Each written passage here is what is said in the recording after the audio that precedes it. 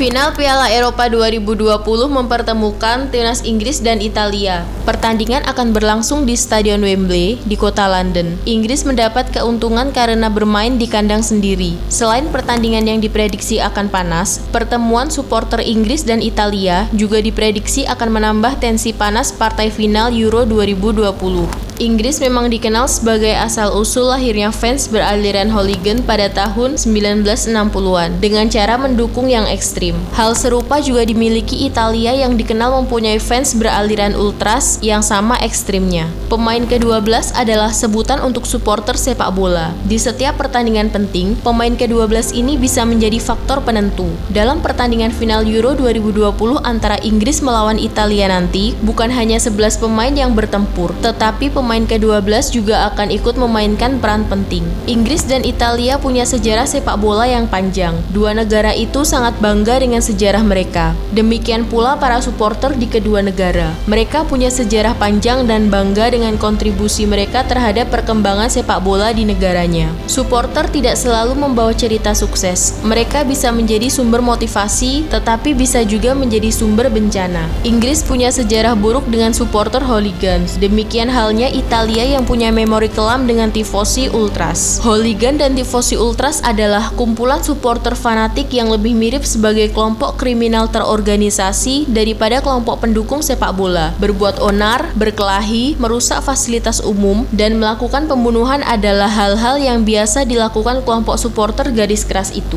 Di Inggris, istilah hooligan sudah dikenal sejak awal abad ke-19.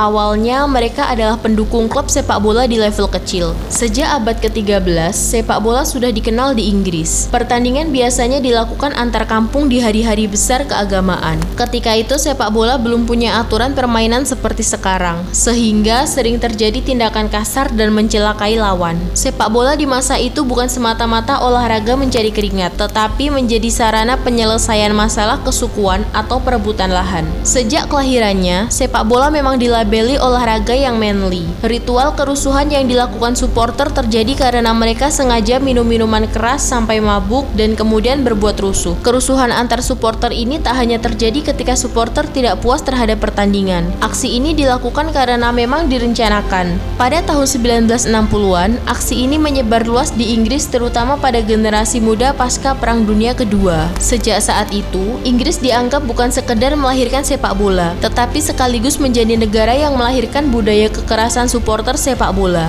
Aksi kekerasan hooligans dengan cepat menjalar dan ditiru di seluruh dunia sejak tahun 1980-an hingga 2012. Kemudian aksi kekerasan supporter ini meluas sampai ke Asia. Indonesia tercatat mempunyai sejarah kerusuhan supporter yang buruk, mulai dari pengerusakan sampai tawuran terbuka yang mengakibatkan korban jiwa. Pertandingan sepak bola adalah perpaduan antara pesta dan bir. Ada pesta yang gegap gempita, ada juga tangis pilu yang menderita. Semua bercampur menjadi satu di setiap perhelatan sepak bola besar Eropa dan dunia. Di Italia, virus supporter fanatik menular pada kelompok yang disebut sebagai tifosi dan ultras. Tifosi dalam bahasa Inggris hanya mendukung kesebelasan yang mereka cintai, sedangkan ultras jauh lebih rumit. Mereka bukan hanya mendukung kesebelasan, namun memakai organisasi itu untuk menjalankan kegiatan kriminal yang terorganisasi, termasuk perdagangan narkoba.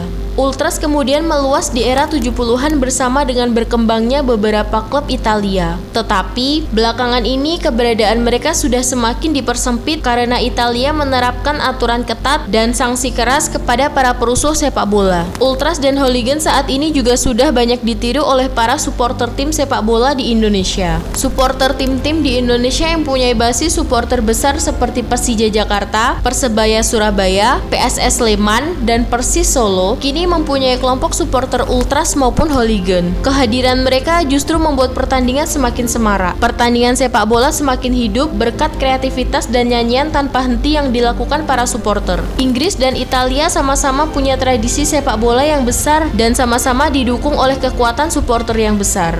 Final Euro 2020 tidak sekedar menjadi panggung 11 pemain, tapi akan menjadi panggung pertunjukan akbar bagi para supporter sebagai pemain ke-12. Pertandingan Inggris melawan Italia akan menjadi laga yang panas, sebab kedua tim sedang dalam performa terbaiknya di Piala Eropa 2020 dan berusaha membuktikan siapa yang terbaik di benua biru.